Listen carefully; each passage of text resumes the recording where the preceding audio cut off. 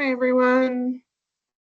Just started the meeting, so we'll just give a couple of moments as we let people trickle in as they join us.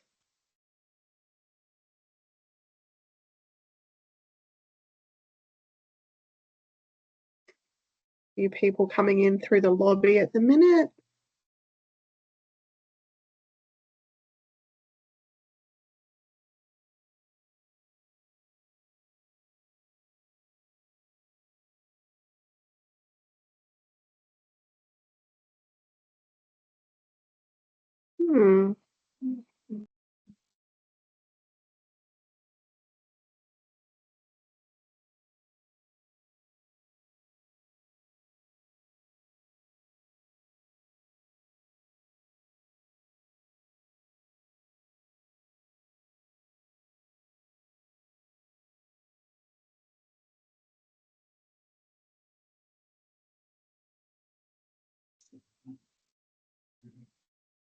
See, no one's got their camera on today. I can't see anybody's beautiful faces. Come on, Mahak. I know, and Cicely's there. They're the people that I know. There she is. Hi, Mihak. It's so nice to put a face to the name, Mihak. I think I saw Rachel as well. And Mai.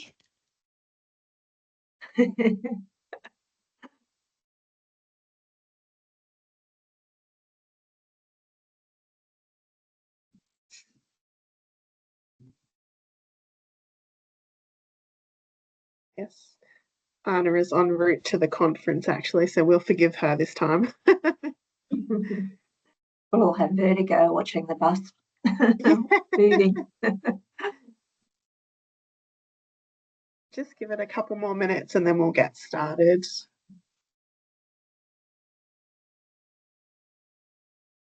Since we know we have a strict timeline with people's busy schedules.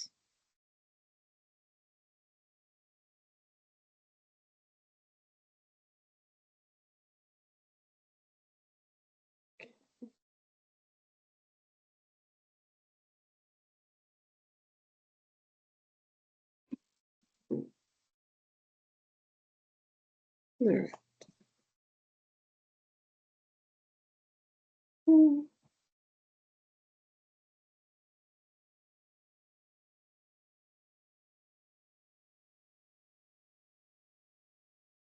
Right. In the interest of time, we might get started. So welcome everyone. Thank you for joining us today. My name is Sarah Maris and I'm the Strategic Advocacy Lead with Anglicare's Mission Research and Advocacy team. Before we begin today's webinar, I'd like to acknowledge the traditional custodians of the lands on which we gather, wherever that is for you today, where you're joining from. I'm speaking to you today from Gubbi Gubbi or Cubbi Cubbi country, and I pay my respects to elders past and present, and I acknowledge the ongoing connection that First Nations people have to land, waters, sky and community. First Nations people have cared for country for tens of thousands of years. They are the first environmental stewards and hold deep knowledge about how to live sustainably and in harmony with nature. Their wisdom and custodianship are important lessons that we can all take upon ourselves as we face the growing challenges of climate change.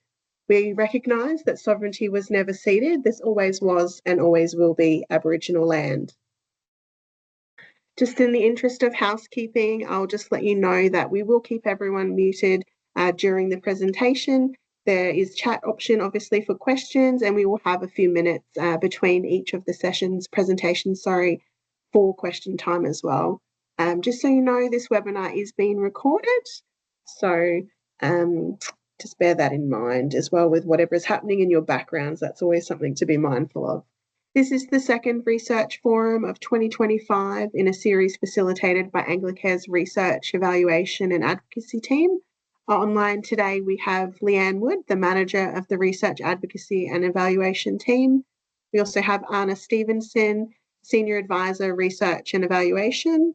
And I'm not quite sure if he's online yet, but we will have Stephen Harrison online as well, who is the Director of the Mission Research and Advocacy unit, which is the portfolio where our team sits.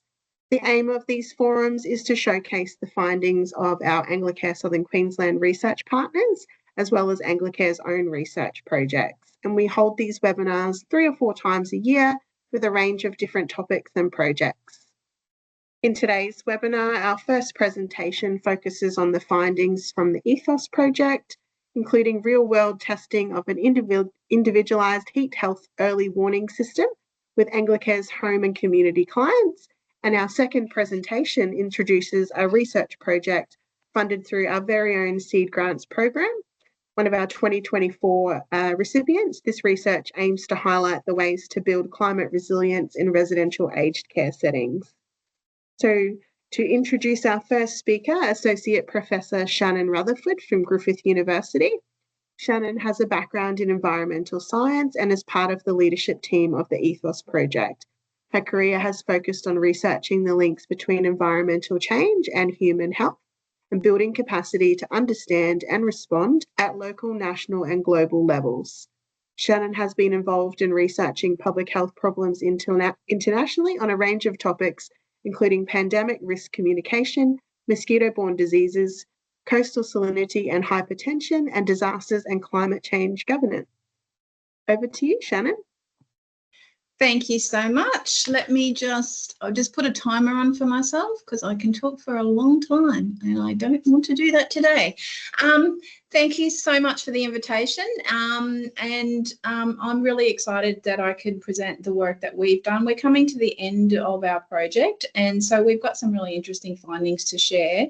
And so on behalf of our team, I'd like to introduce myself and our project, the Extreme Heat and Older Persons ETHOS project. I'd also like to acknowledge the traditional custodians of the many lands in Litchfield meeting, and I acknowledge that I'm on Yagara, the lands of the Yagara people today, and acknowledge and pay respect to elders past and present, and extend that respect to all Aboriginal and Torres Strait Islander people. So just a quick what I'm going to be talking about in the next 20 minutes, just identifying why we've chosen extreme heat. We know there's lots of different climate hazards that are emerging as big issues for our country. I'll just provide a bit of an overview of why we've chosen extreme heat, talk a bit about our project and some context about where ETHOS emerged, and then some findings and some of the things that we've learned and some steps forward, and hopefully engage a bit more discussion around the value of some of the things we'd like to do next. In terms of extreme heat, we know that the planet is warming, and this is a nice analogy brought to us by, I acknowledge Professor Brendan Mackey, he's the head of the Climate Action Beacon. He uses this slide, and I think it's really nice, especially if there's anyone in the audience who has a health background will appreciate this analogy. So as a planet, we have a healthy level of temperature, average temperature, but we know that we have seen an increase in that average that's equivalent to a planetary fever, like we might see a human have a fever. But right now, pretty much, we're looking at reaching 1.5 degree warming, which is equivalent to life-threatening as above 40 degrees as a human might be. So it's kind of a nice analogy to be thinking of our planet and where we're up to with that sort of warming sort of phenomenon that we're experiencing. And that translates into a number of things, but increasingly for us that's of importance are these increases in extreme heat events. So on the left, you can see from between 1910 and 2020, you can see a very noticeable upward trend of increased heat events. And then if you look at the graphic on the right side, you'll see from some data from Queensland, which would indicate that we're seeing increased numbers of heat waves across time.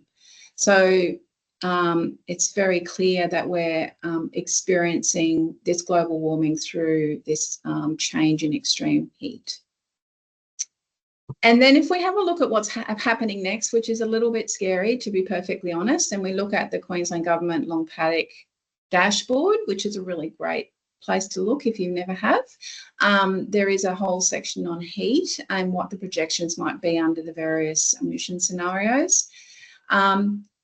you know, as we project out to 2090, it's not pretty. And it's, if we think about what the consequences are, we know that heat waves will last longer and there'll be more of them. And there's some stats there which just indicate even in our area by 2050, we'll see our heat waves lasting a lot longer and occurring more often. And I think it's fair to say that we're not unique in Australia, that this is a global phenomenon. So the Northern Hemisphere has certainly in the last 3 to 4 years experienced large numbers of heat events. The other thing to note from this slide is that these are often co-occurring with other types of extreme events, so drought, heat wave, flooding. We've seen it already in Australia in recent years with bushfires, cyclones, and big storm events, for example, at the Gold Coast, which have coincided with extreme heat. So this is another compounding problem that we are needing to be keeping an eye on and managing appropriately. So if we think about the consequences for human health, there's 2 things that we can be sure of. One is that we will be seeing more heat health risk if we don't look at minimising those extreme heat events, which are going to be very difficult in the short term to do, and that those who are most vulnerable will experience these effects disproportionately. And so the change is going to require quite a lot of thinking about how we adapt to these changing temperatures. There's some data now coming in from the analysis from the last 3 or 4 years. The Canada heat dome would suggest, you know, increased proportional impact on mortality in the low-income population. Large numbers of excess deaths have been identified.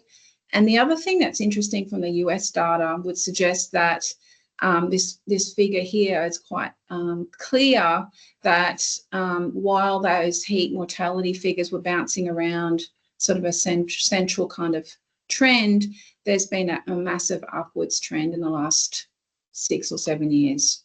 So this is accelerating in terms of what we're seeing. If we look at some data closer to the home, the Institute of Health and Welfare data would suggest that heat as a extreme weather event is responsible for more hospitalisations and deaths than any other of our extreme weather events.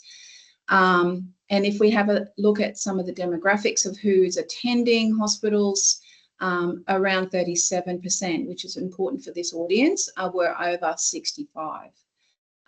So there's some significant burden occurring in the older population.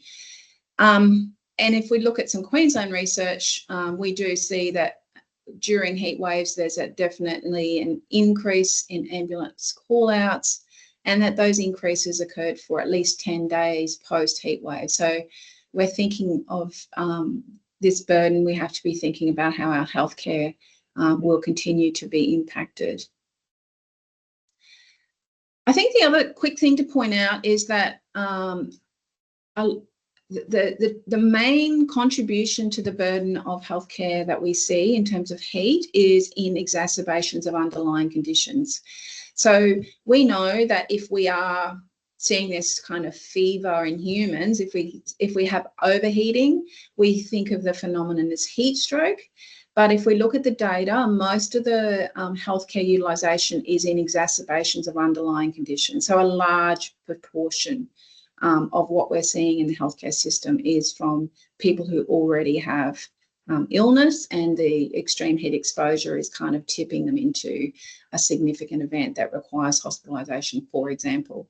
And so very clear relationship with heat-related illness, and you can see that as temperature increases, that the risks of, I think this is department visits, increases, but very small numbers compared to some of these other big disease classes like renal disease and mental disorders. So these particular ones would indicate, you know, a dose response between heat and emergency department visits. So what are we doing? We've been really fortunate to have received a number of different large funds to ramp up our heat work. We were recipients of some government funding in the Department of Environment and Sciences, as it was, the sectoral action planning work. And we worked with Blue Care to look at updating their in-home care assessment processes, looking at heat preparedness and response planning for their organisation, develop staff training and awareness materials, and identify early warning system feasibility. A colleague of ours also worked with the aged care sector, looking at developing audit tools to ensure that aged care facilities could be designed in a way that both reduced heat burden, but also at the same time consider the normal issues around safety and accessibility. And those tools are available. If anyone's interested, I can introduce you to Tony. We also have established the Queensland Heat and Health Community of Practice, and I do know a couple of people who are on it from this call. We recently had a fantastic meet last week, and we had around 60 people, and it was very focused on the social and care sector. But we do have a lot of members, and we don't have many in aged care, so it'd be great to see more people in the aged care sector kind of getting involved in these discussions, because it's really all about networking and working together. And we also have a number of heat projects for our PhDs, looking at health system preparedness and heatwave communication. So now our Extreme Heat and Older Persons project. This is our team. I'd like to acknowledge our diverse team, and there's our climate staff. It's a nice reminder of how the last 100 years has radically changed our temperature.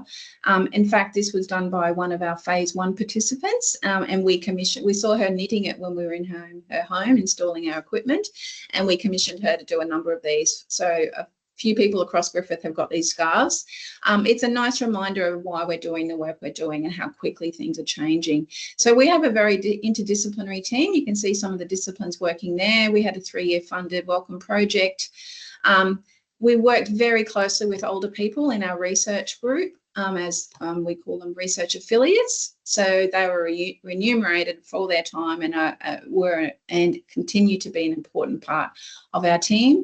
And we also have a steering committee that brings in a number of people, including someone from Anglicare. Anglicare is on our reference group as a care organisation, and we have another aged care partner on our steering committee. Our goal is to develop a digital individualised in-home early warning system. This kind of stemmed for the need to do something, to take some action. We know there's a lot of impact research happening, but we wanted to do something that could actually try to change those impacts. So this is a large program of work: care systems and user experience, technology development, and heat preparedness and response. And you can see there are a range of activities. Early on, it was really understanding our population, and including designing then our technology, thinking about our algorithm in our alerting system, and also thinking through then how we could deploy this into the field. So we've now done 2 seasons of testing. Just really quickly, why are we focusing on older people? I'm sure everyone in this audience is very across these issues. There's multiple reasons why older people are at risk from extreme heat. They're listed there, and I could certainly support this with a range of references. And of course, that's coinciding with our population getting older and more people wanting to live independently at home. So what can we be doing to support older people and empower them to keep their homes cool and keep themselves out of that heat stress state? We chose a technology solution because it's kind of thinking through what is a feasible and potentially scalable type of solution, but also acknowledging that our older populations are developing technology skills. I think COVID taught us that we could, and there was a lot of, I guess, technology jump up during COVID. But the literature would suggest if we're going to work with older people for ageing in place, then we have to be working with older people on our solutions. And so we learned a lot from early stages about how we would structure our research processes. The other thing we're drawing on is the notion of early warning systems for heat. So if you worked in disaster, you'll know about the early warning system framework. thinking about the different constructs of that around risk knowledge, monitoring and forecasting, response capacity and warning communication, but very much centred with people in the middle. There's a large global now drive for warning systems for all, acknowledged as a really important kind of strategic direction for countries to be taking. And just last week, there was a big announcement around heat health warning systems with the Rockefeller Foundation in the US in partnership with WMO and WHO, really looking at expanding its investment in heat health warning systems. Why do we want to look at an individualised system? Because there's a lot of limitations to the current systems that we have. So the population-based systems that we've probably all engaged with in some way aren't predictive often of some of the higher indoor exposures that we know we're experiencing. They're not always heard, or they're not always communicated in a way that we understand them.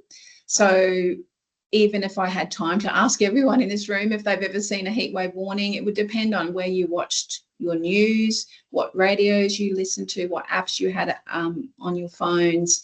And then even if you did that, would you know what a low intensity heatwave is, for example? So do we understand these heatwave warnings and are we hearing them?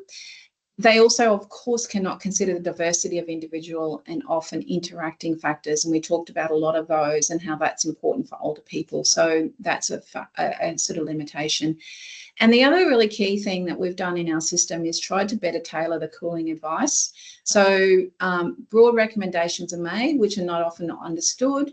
They don't allow any nuance, and they certainly don't always consider what people have access to or is acceptable to them. And that's really critical for older people, particularly if we're recommending water-based strategies that might be important for falls reduction, for example. The other thing to note is that older people's perception of heat declines with age, and so people may not always feel hot, even though their core temperatures are changing, which is why we wanted to take more of a scientific approach.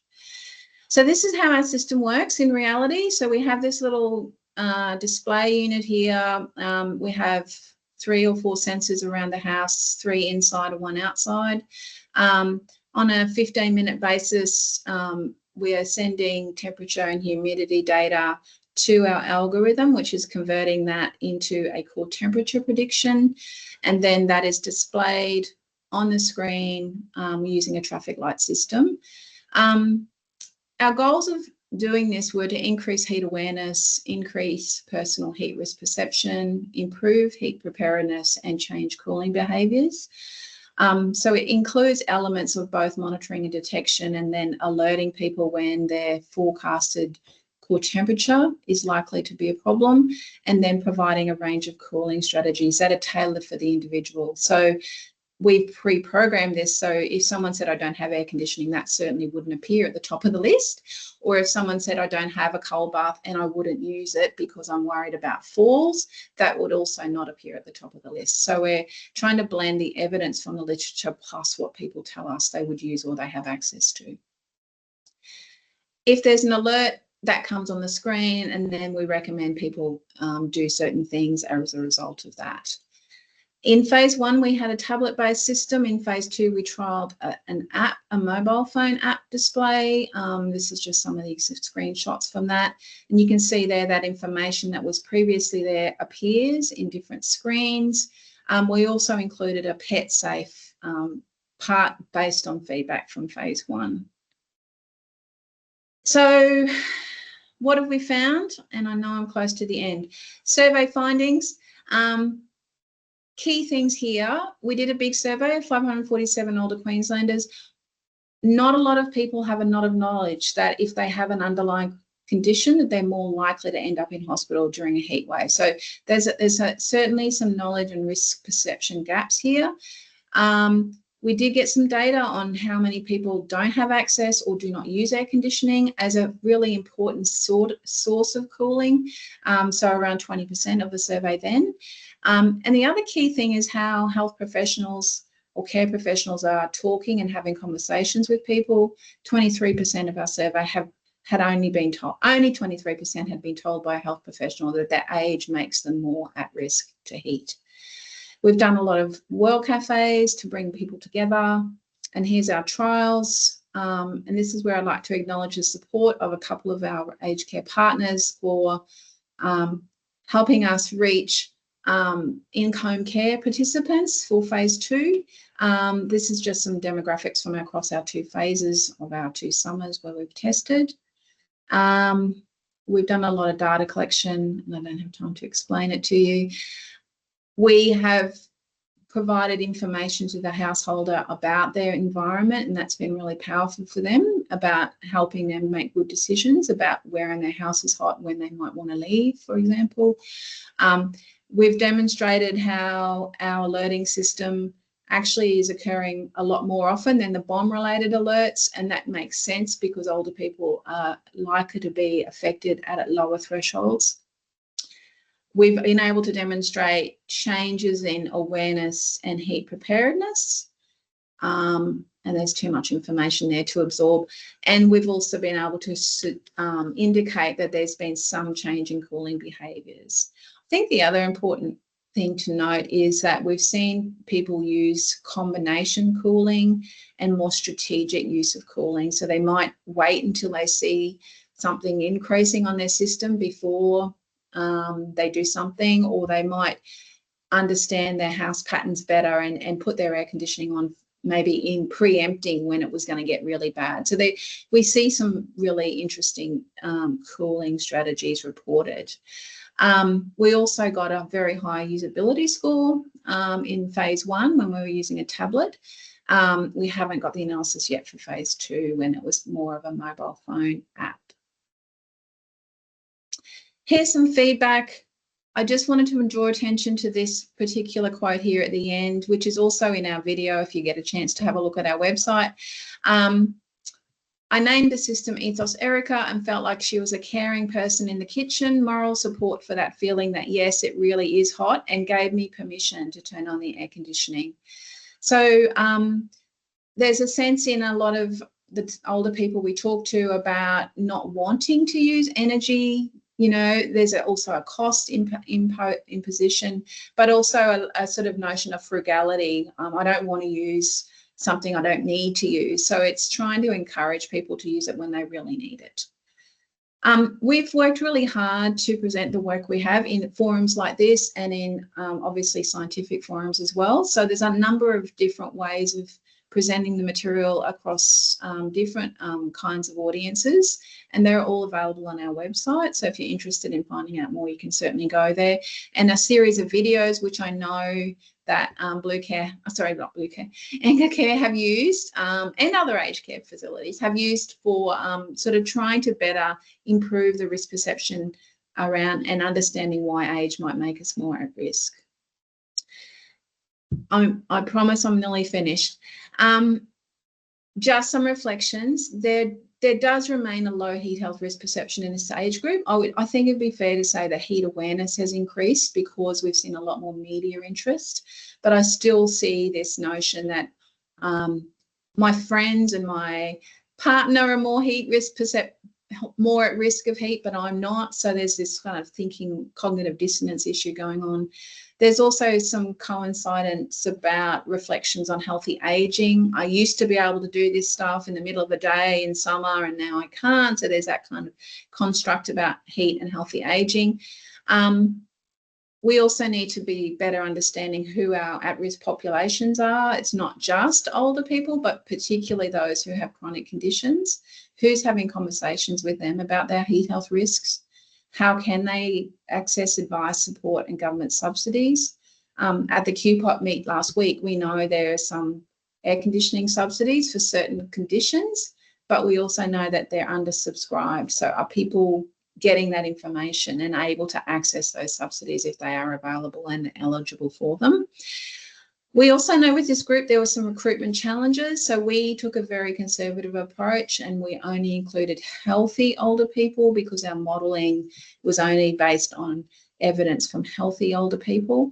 So that limited our ability to take a lot of more people who were interested in this and potentially would have more benefit from. But we really were very grateful for working with organisations like Anglicare to help us better understand the needs of their clients, but also we'd love to talk more with carers as well as a kind of a window to what they're seeing in people's homes. We have a strong foundation. We have lots of ways forward. Big plug for a symposium we're having on heat early warning systems coming up, where we're bringing in people from across the world to talk about how we can improve collaboratively these systems. We'd love to talk more with organisations like Anglicare about how we can better embed this into existing systems, because we know that there's a lot of developments going on in that space. Is there utility in a system like this in terms of more formalised aged care setting? Our focus has been in-home. And we also know there's been quite large developments in the digital assistive technology category within aged care support plans under the new reform. So how does this fit in there, and would it be a useful type of potential device that might assist older people in their homes? That's it from me. Thank you so much. Thank you, Shannon, and thank you for being so conscious of the time and keeping to that. We really appreciate it. I know it's such a hard ask to cram it all into 20 minutes. Of course, we always offer that the slides are available if presenters are happy to share, and we will send out links to each of the project's websites and things like that, so you can definitely stay connected, learn more, seek out some of that resource and information. Did anybody have any questions before we move to our next presentation? Can't see any raised hands or mics coming off. No. Oh, can see one. Anthony, is it?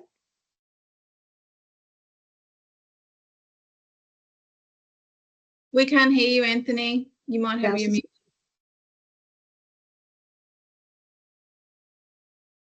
You're on mute. We might carry on, but we can definitely come back for questions at the end anyways, just in the interests of time, and then if that might give you a chance to sort out any tech issues that you might be having. So without further ado, I would like to introduce Associate Professor Patricia Lee, also from Griffith University. Associate Professor Patricia Lee specialises in epidemiology and public health. As a mixed methods researcher, Patricia works with various research teams in collaboration with government agencies, communities, industry and international partners to develop public health and health promotion projects. Her research interests also include the impact of climate change on vulnerable populations, especially older adults. Also presenting alongside Patricia today is Anglicare staff member Vicky Kane. Vicky is the clinical lead in our specialist dementia care program. Over to you guys. Thank you, Sarah, and thanks for the nice introduction.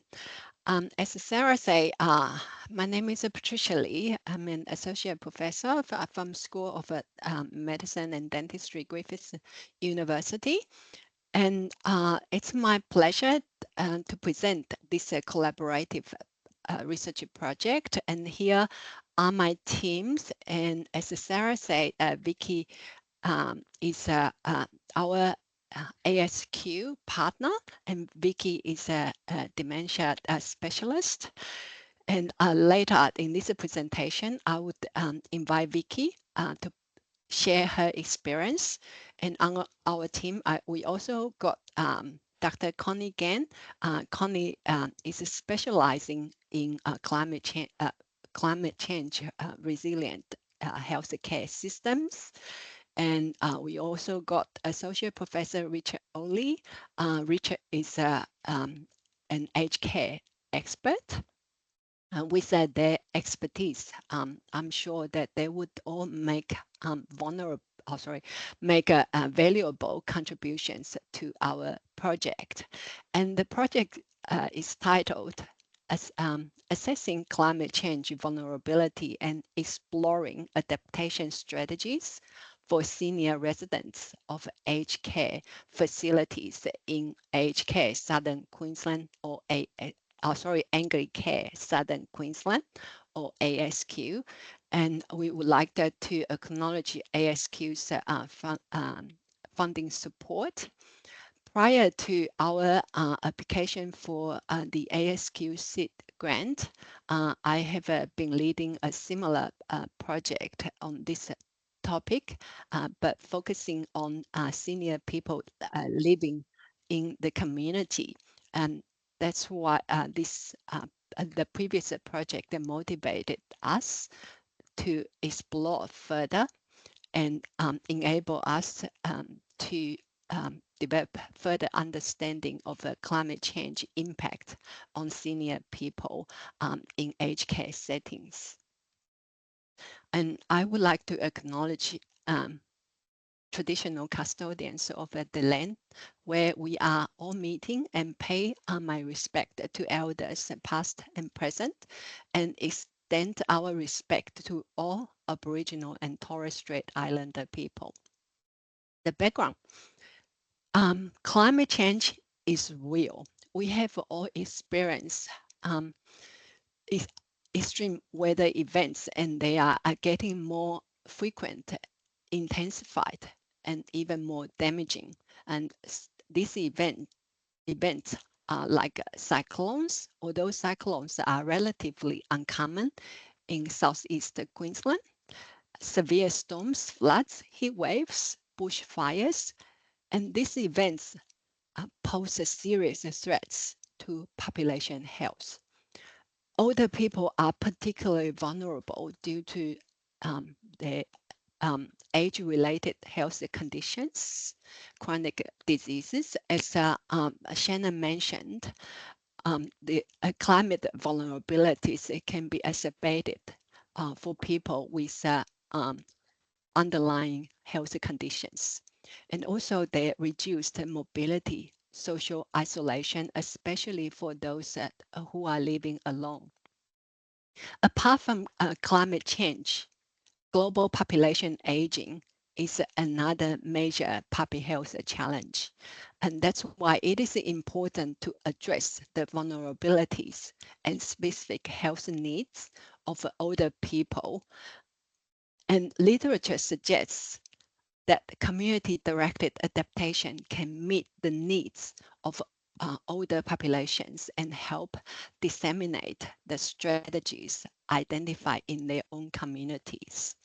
And despite existing studies and resources in building climate resilient hospitals, literature focusing on senior people in aged care settings or even in communities remain scarce. Here are a few snapshots of the devastating extreme weather events in recent years. And this photo showed a house went under during the floods in northern New South Wales in 2022. Sadly, one older person was found dead in the house. And these pictures showed many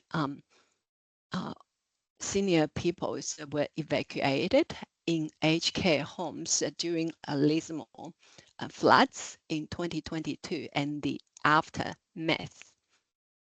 And this type of events are particularly disruptive for those senior people who require continuous high care. And here are a few recent events in Queensland.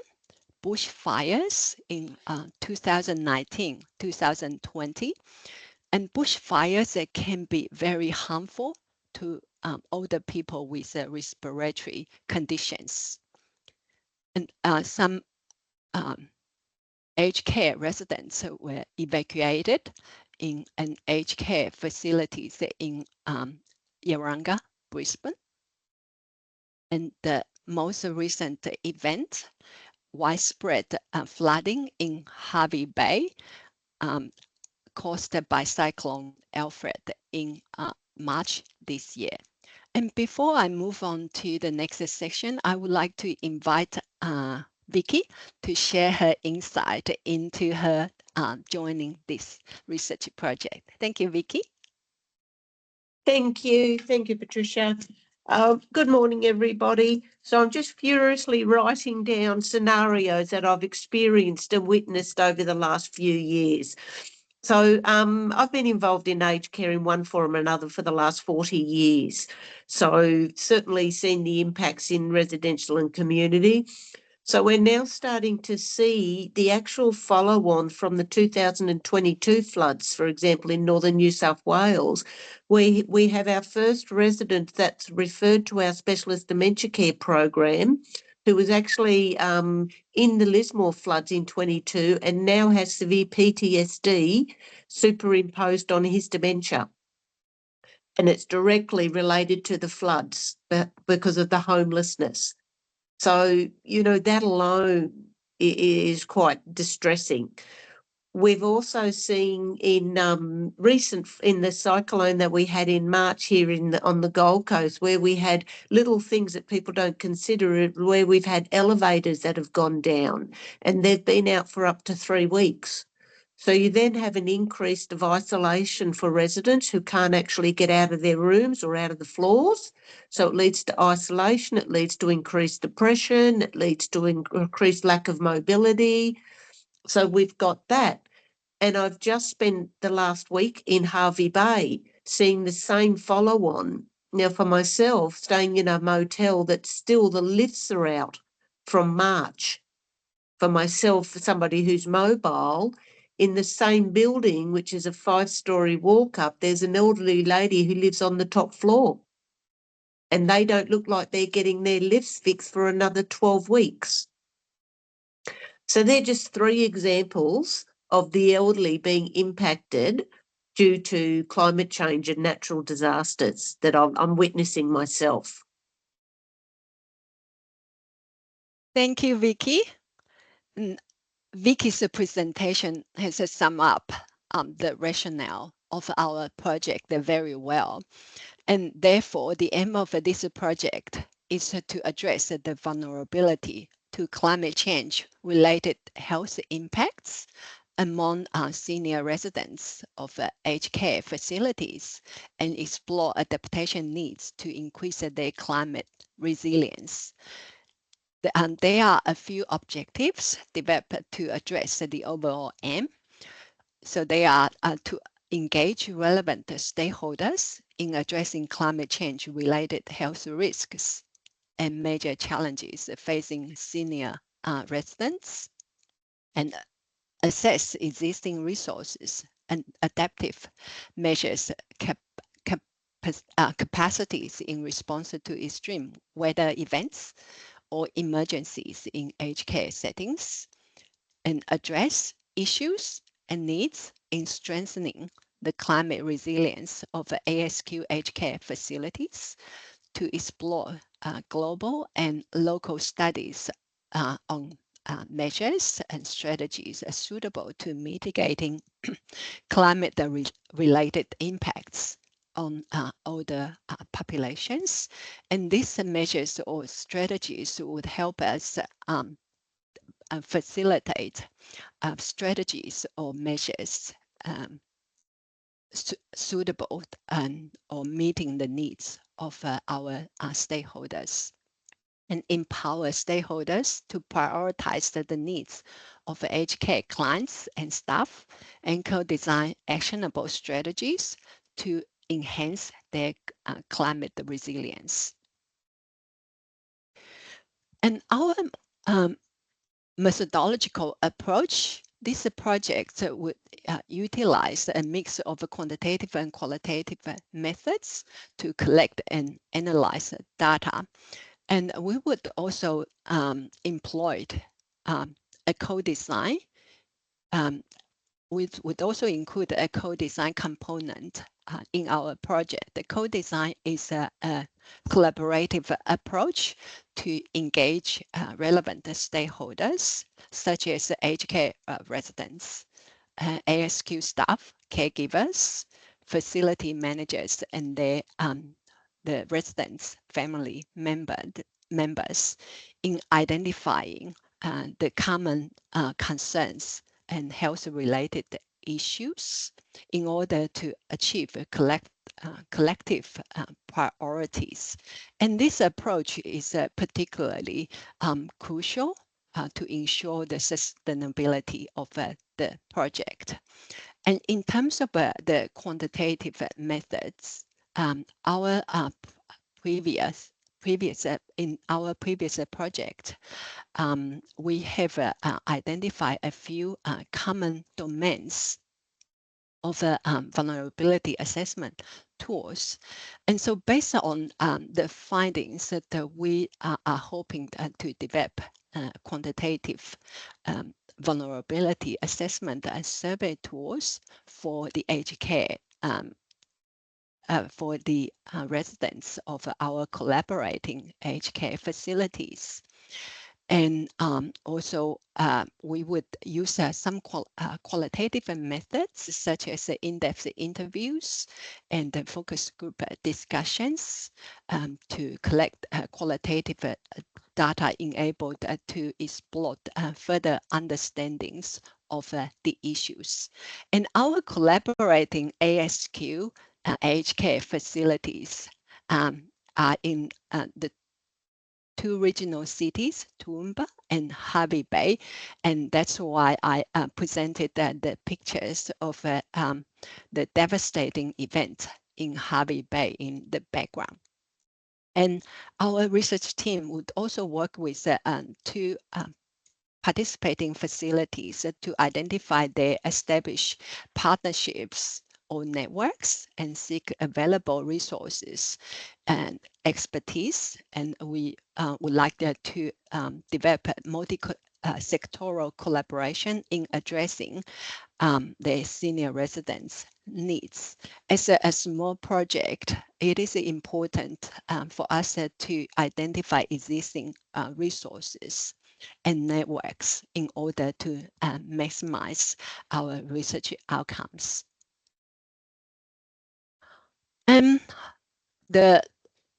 our intended research timeline is 12 months. There are 4 phases: preparation, community engagement, data collection and analysis, issue prioritization. And then all of this help us to develop action plans. And so the deliverables are including community climate vulnerability concerns and health issues analyzed and identified, and stakeholder co-design workshops delivered and to address the prioritized issues, and also develop an action plan for solutions targeting the prioritized issues. And of course, we also hope that the project can lead to potential benefits. And of course, that is based on long-term collaboration on the basis of this project. And the potential benefits to the residents and participating aged care facilities are including increasing climate resilience and healthier aging, and promoting sustainable practices, promoting social connectivity and a sense of belonging, better community engagement. And we are hoping that we can advocate the participations of the residents and then all related stakeholders. And the benefits to Anchor Care as an organization are including cost savings.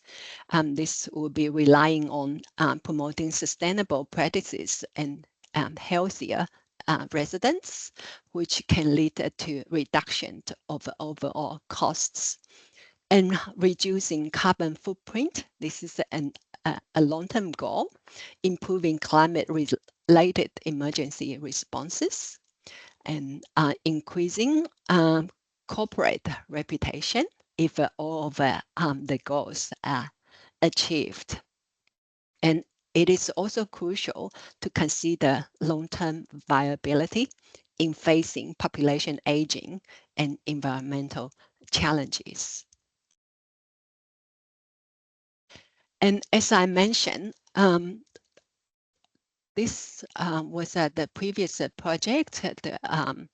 Connie and I were involved, and this project was titled Paving the Way Towards Building Resilience, Co-Designing an Integrative Climate Resilient and Health Promoting Aged Care Community. And the project team consisted of a multidisciplinary teams. As you can see here, these are the participating organizations.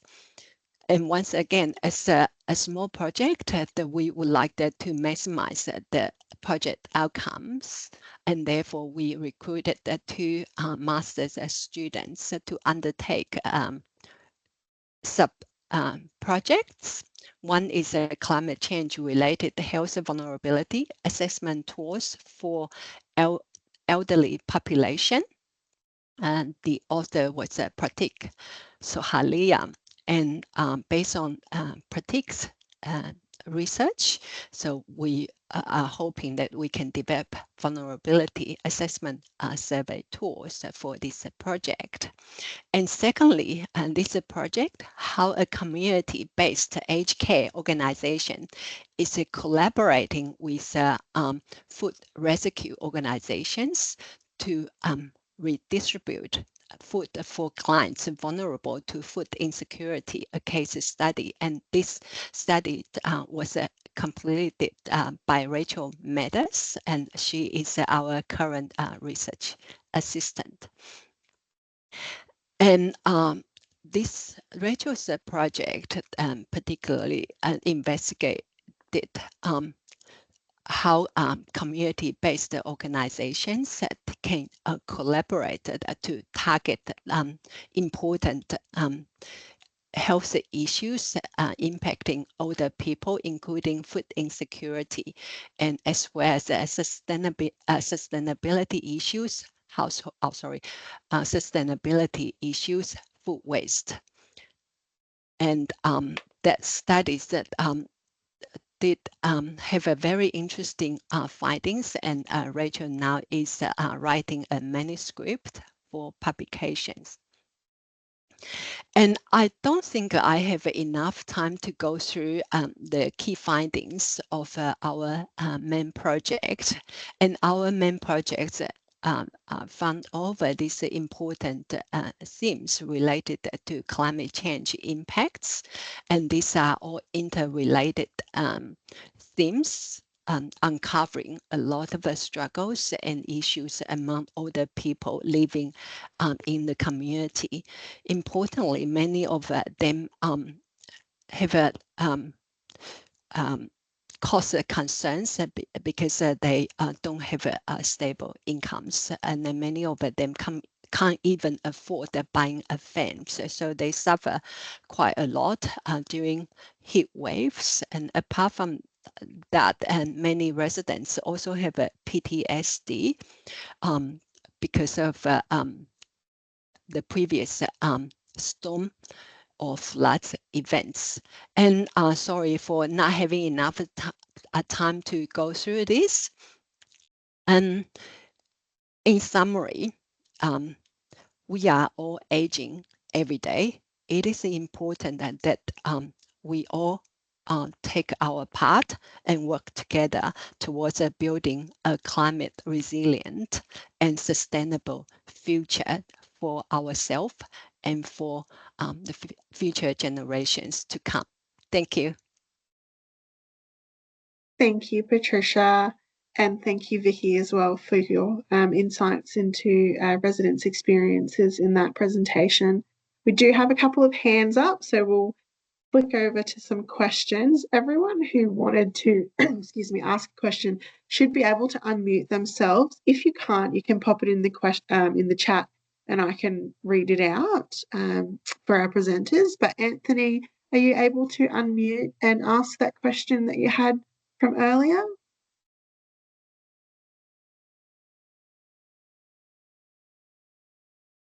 Anthony is hear me? typing.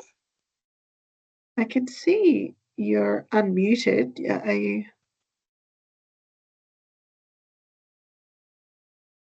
Hi, how you go? Can you hear me? Hello. We can hear you, yes. I'm so sorry. I'm not sure what was happening there. This is a question for Shannon. Thank you so much. Where are we at with the Ethos project and in relation with Anglicare at the moment? I was just sort of missing where we were at. Well, we've semi-partnered. We have no formal partnership with Anglicare, but Anglicare were an important supporter of recruitment into phase 2 trials, because we're very interested in how this system could help people who are in home care services through aged care providers as an assistance tool for both the organisations to help them support their clients to stay safe, but also for obviously the individuals at home living independently to stay safe. So we recruited through them. There was only a couple of people that were able to participate due to screening kind of criteria, but that's where that's up to. I would also add that Anglicare have been through Michelle Thomas, one of the regional directors. Sorry, I don't know, understand all your dimensions of your organisation. Has also participated a lot in our reference group as a care representative, working with older people on our project throughout, and has come to some of those events that we've had, World Cafe events, where we've brought people together to talk through some of these issues. So we would love to talk more with the aged care sector, including Anglicare, about how this type of technology might improve practices and improve the health and well-being of their clients wherever they are in the system. So we're at that very beginning phase. We just needed a proof of concept, and we're analysing that from the app perspective. But we have some promising results from stage 1. We're just thinking through now what that might mean in terms of how we can try to better scale what we're doing. Okay, cool. So just to make sure I've heard correctly, with phase 2 in particular, that's where like a couple of the participants were Anglicare residents. Is that right? The Anglicare aged care residents? They weren't residents in aged facilities. They were in-home care residents, and they used the tablet version, not the app version. Not the app. Perfect. Thank you. Clients within our home and community services is sort of the wording in that space. Yeah. Thanks for that, guys. Okay. It's hard if you're not in it all the time. Is there any other questions from anyone for either Patricia or Shannon? No? Okay.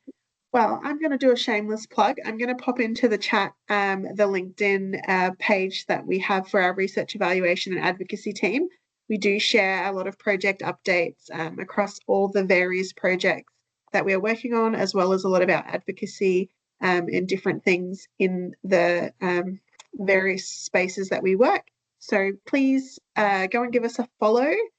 We would love to stay connected and to be able to share updates with you. After this, I will send out a survey for feedback, which I would really appreciate, and responses to that. It's just 2 short questions, and we will send through an email as well with some further information on both of these projects. So thank you very much again to our presenters, and thank you all for joining us today. We really appreciate your time this morning. Have a great day, everyone. Bye. Thank you.